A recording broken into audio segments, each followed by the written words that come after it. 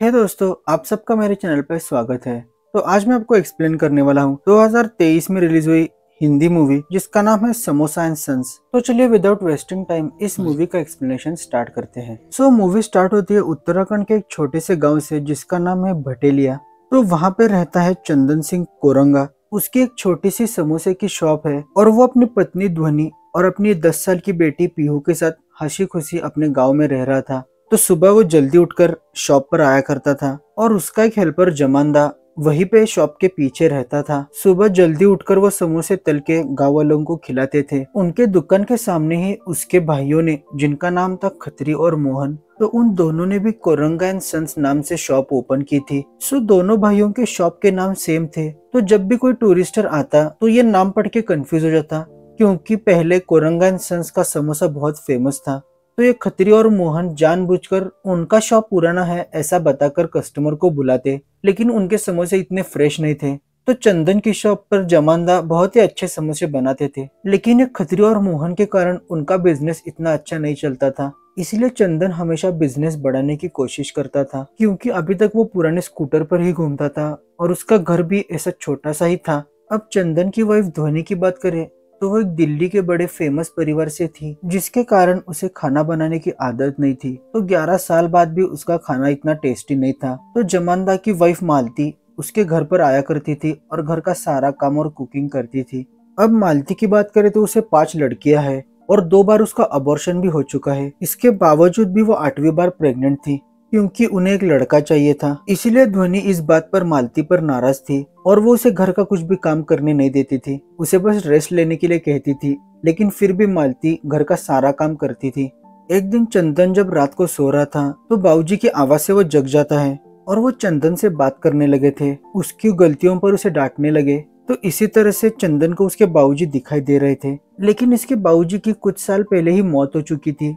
तो यहाँ पे हमें पता चलता है कि चंदन को मेंटल प्रॉब्लम है, जिसके कारण वो बाबूजी को इमेजिन कर रहा है और उनके साथ बातचीत कर रहा है। एक दिन चंदन और ध्वनि पीहू को स्कूल भेजकर घर में आराम से बैठ के बातें कर रहे थे। तभी ध्वनि अपनी अरमानों की किताब निकालती है। तो उसमें आज तक उसने क्या क्या किया है और फ्यूचर में उसे क्या क्या करना है, अपने थॉट्स, इमोशंस, और साथ ही साथ उसने चंदन के बारे में भी कुछ लिखा था। इसीलिए ध्वनि वो बुक चंदन को पढ़ने के लिए देती है। तो चंदन उसे लेकर शॉप पर चला जाता है। फिर थोड़ी देर बाद जब ध्वनि चंदन से मिलने के लिए शॉप पर आती है तो वो देखती है कि एक कस्टमर उसका पेज फाड़कर हाथ पोंछ के चला जाता है। तो ये देख के ध्वनि को बहुत गुस्सा आता है और वो सामने वाले शॉप के खतरी की कार लेकर वहाँ से निकल जाती है। यहाँ से सीन शिफ्ट होता है 11 साल पहले, जब ध्वनि उत्तराखंड घूमने के लिए आई थी। तो वो चंदन को ढूंढते हुए उसके कोरंगा एंड सन्स के शॉप पर आई थी। तब चंदन शॉप पर नहीं था, उसके पापा जवाहर और जमानदा शॉप पर थे। ध्वनि चंदन को इसीलिए ढूंढ रही थी क्योंकि चंदन फोटोग्राफी का काम करता था। तो समोसे के साथ साथ वो एक पार्ट टाइम फोटोग्राफर भी था। तो जो कोई भी टूरिस्ट लोग वहाँ पे घूमने के लिए आते तो उनके पिक्स निकालने का काम वो करता था। तो इसी सिलसिले में ध्वनि उससे मिलने के लिए आई थी। लेकिन जब वो वहाँ पे बैठ के सिगरेट का लाइटर मांगती है तो ये देख के जवाहर अंकल की सटक जाती है और वो उसे वहाँ से भगा देते हैं। लेकिन अगले दिन चंदन उसे मिलता है तो चंदन ध्वनि को लेके पूरा अपना इलाका घुमाता है, उसके साथ फोटोशूट करता है। तो इसी बीच उन दोनों में प्यार हो जाता है और एक रात वो दोनों सीधा शादी करके शॉप पर चले आते हैं। लेकिन चंदन के पापा उनकी शादी को एक्सेप्ट नहीं करते और अपने नजरों के सामने से दफा होने के लिए कहते हैं।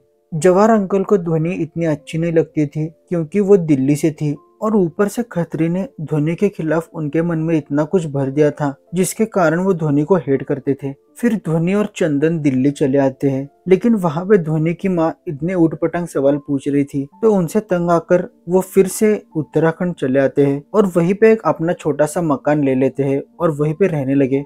अगले ही साल ध्वनि को एक बेटी हुई। फिर उसके 1 साल के होने के बाद ध्वनि और चंदन बाबूजी से मिलने के लिए उनके गाँव पर आए थे।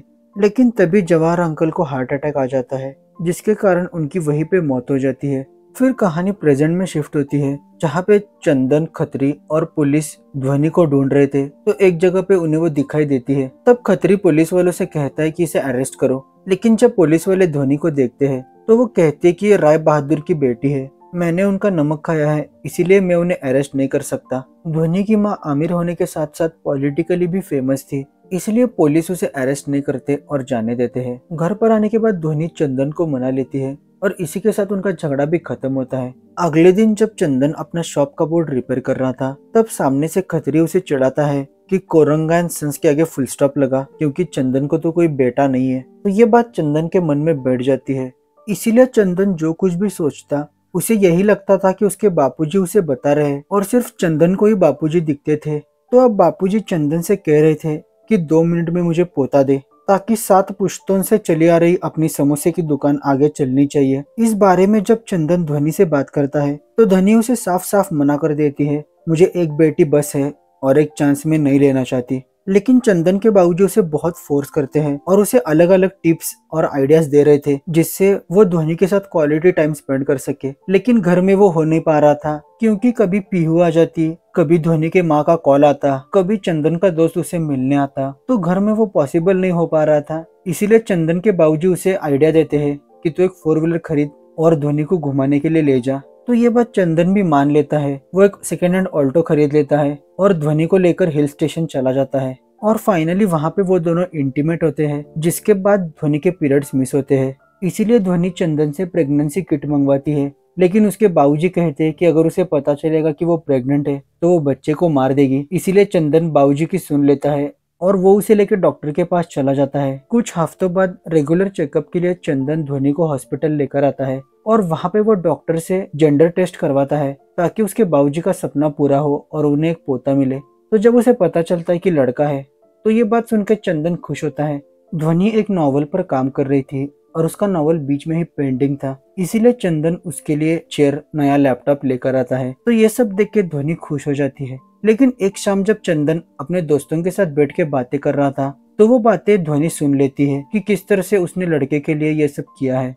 इसीलिए अगले दिन ध्वनि चंदन से कहती है कि ये बच्चा तुम्हारा नहीं है। तो ये सुनकर चंदन बौखला जाता है। तो उसके बाबूजी उसे सजेस्ट करते हैं कि तुम उसे डिवोर्स दे दो, लेकिन चंदन इसके लिए मना कर देता है। फिर वो उसे अलग अलग किताबें ला कर देते हैं, जैसे कि काला जादू, बीबी को कैसे वश में किया जाए, कैसे उसको मार दिया जाए। ये सब सुनकर चंदन का दिमाग खराब हो जाता है और वो जाके जमानदा को यह बात बताता है। वो दोनों बात कर ही रहे होते हैं, तभी मालती को लेबर पेन स्टार्ट होते हैं, इसीलिए वो उसे लेके हॉस्पिटल चले जाते हैं। सो फाइनली 7 बार ट्राई करने के बाद 8वें बार जमानदा को लड़का हो जाता है। तो सब लोग खुश थे, लेकिन तभी उन्हें पता चलता है कि मालती की मौत हो चुकी है। तो ये बात सुन के सब लोग डिस्टर्ब हो जाते हैं। ध्वनि को इन पहाड़ी लोगों की सोच पर घिन आ रही थी। तभी चंदन दुकान पर चला जाता है और वो बाबूजी से बात कर रहा था कि मैं एक हंसता खेलता फोटोग्राफर था, आपके वजह से मैं ये समोसे की दुकान चला रहा हूँ और आपने मेरे खुशहाल जिंदगी की लंका लगा दी, तो आप यहाँ से चले जाओ। ऐसा कह के वो बाबूजी का फोटो बाहर फेंक देता है। तभी वहाँ पे खत्री आ जाता है और वो चंदन की सारी बातें सुन लेता है। तो खत्री चंदन की दुकान पर कब्जा करना चाहता था, इसीलिए वो चंदन से कहता है कि कल तक दुकान खाली कर दो, वरना पूरे गांव में और पंचायत में तुम्हारी और तुम्हारी बीवी की बदनामी करूंगा। इसीलिए चंदन घर पर आकर अपने ड्रिंक्स में जहर मिला देता है और वो बाबूजी से कह रहा था कि तुम ये पी के मर जाओ। तो उसके बाबूजी कहते हैं कि अगर मैं मर गया तो तुम्हारा क्या होगा। तो चंदन कहता है कि मैं खुद पी लेता हूँ, तो अगर तुम मर गए तो मेरा क्या होगा। तो चंदन का यह सब ख्याली पुलाव था। बाबूजी के मौत के ट्रॉमा के कारण चंदन को यह डिसीज हो गया था। तो ध्वनि चंदन को इस हालत में देख लेती है, तो वो उसका शराब का ग्लास फेंकती है और उसे अंदर लेकर चली जाती है।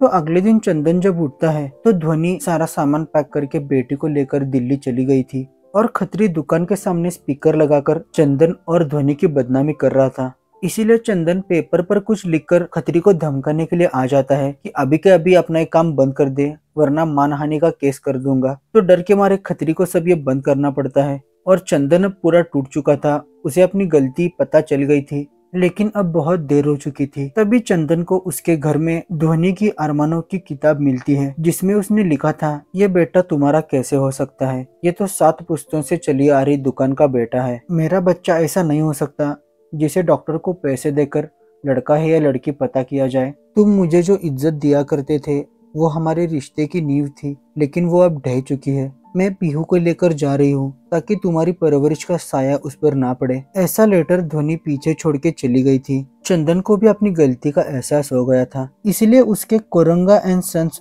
समोसा शॉप का नाम अब Malti and daughters super samosa shop हो गया था। तो मालती की 5 लड़कियां मिलके वो शॉप चला रही थी। तो यहाँ पे फाइनली चंदन की सोच में बदलाव आ गया था और लड़के की जिद उसने छोड़ दी थी और इसी रिफॉर्मेटिव मैसेज के साथ ये मूवी एंड हो जाती है। तो आपको ये समोसा एंड सन्स मूवी कैसी लगी जरूर मुझे कमेंट सेक्शन में बताना, और अच्छी लगी होगी तो मेरे चैनल को जरूर सब्सक्राइब करना। Thanks for watching the video.